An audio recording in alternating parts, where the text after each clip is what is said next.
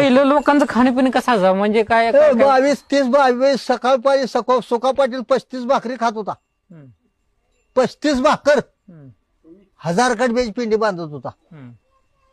आणि पाणी प्यायचं नाही, दूधच.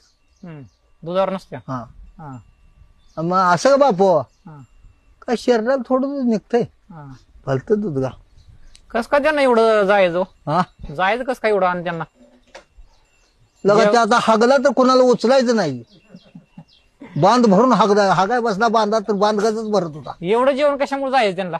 काम थोडं आहे काय, ती मोठा राखीस काय मोठा राखीस एका हिरीतलं पाणी पाकच हलवत होता. तावशीचं गडी मुसलमान येस तुरतात शिदवाडी शेताला जाऊन 35 मकाचं खनिज खात होता आणि एका वाफ्यात शेंगा.